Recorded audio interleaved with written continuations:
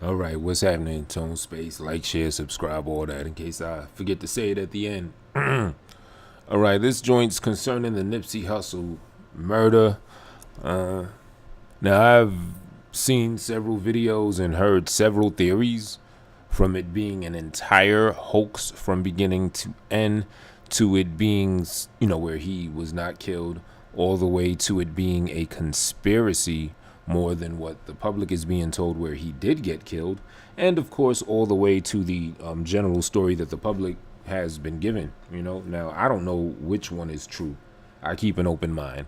Yes, there are a lot of things, in my opinion, that seem very inconsistent with the narrative as it's been told. So I don't know.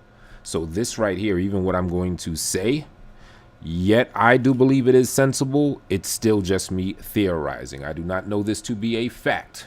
However, this is just something my common sense told me about the reason why the public may not have seen the camera footage from in front of the Marathon store that showed that murder, so people could see what, and I'm throwing up air quotes, what really happened. Or the camera by the by the T-Mobile store that was next to it to show what, air quotes, really happened. Or any other more close cameras than the initial camera angles that we got from what I believe was a gas station, right? So here I go. What if we were technically not meant to see any camera angle? You know what I'm saying? Everyone that's wondering why we don't get this camera angle and that camera angle is thinking from the perspective of entitlement, in a sense, just on the strength that we did get camera footage from a gas station, right? I believe it was a gas station, like across the street or a little ways off or whatever, right? So it's like, since we've been given that, it kind of bred a sense of entitlement. Well, we got that camera. Well, where's this camera, that camera? What if we were never supposed to get any camera footage? I mean, this was a crime scene, allegedly. You know what I'm saying? Just keep open mind, of an alleged murder that happened. So we got some camera footage. Now, as you recall, that camera footage came shortly after the alleged murder, right? And who put it out? None other than TMZ. Well, how did that happen? TMZ is known for buying video footage from people so they could put it on blast. Like if somebody sees a known person in the street and they get an altercation, they'll sell it to TMZ. Sell it to TMZ. They got a bag for you, right? So I think that's just what, happened in this scenario, if we're following the normal narrative that they put out. And we're going to play pretend. Let's just pretend the normal narrative they put out is the absolute truth, right? So I think that's all that happened. The gas station, or whatever that was its own independent store, probably not part of a chain. Maybe it was, maybe it wasn't, but it was run by people that wanted a bag.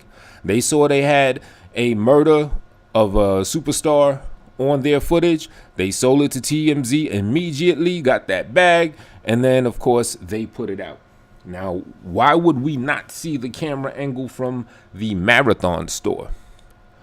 Well, I would think the camera angle from the Marathon store being divulged to the public would be the last footage that we would see. We would sooner see the T-Mobile or the Chinese store next to it nearby, or whatever. How come?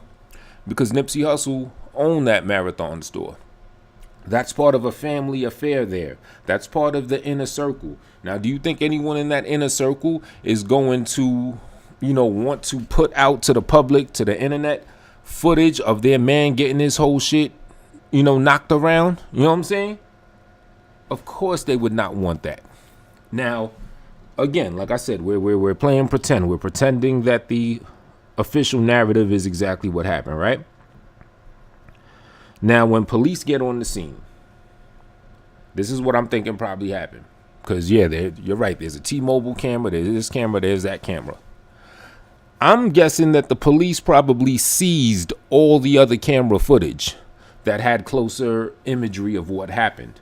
I think the gas station, they were just quick on the draw. They got to that bag immediately. TMZ paid them off, and boom, TMZ puts that out, and, the public consumes it and watches it or whatever. And then, as I said, sense of entitlement. Now everyone's like, well, where the closer footage? Probably when the police came on the scene, they probably seized everything. You know what I'm saying? The T-Mobile store, I don't know if that was an official T-Mobile store or an authorized dealer. You know, there's a difference. You know, there's the T-Mobile chain and then there's authorized dealers.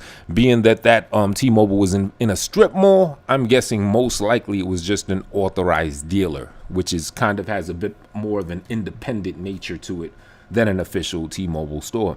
Why is that important? Because if it was an official T-Mobile chain, then yeah, they might get in trouble for leaking sensitive footage like that to the public. Like corporate might get in trouble for that. You know what I'm saying? That rinky-dink gas station, you know, I don't know if it was rinky-dink or not, but I'm sure that gas station's way more independent than a major chain would be.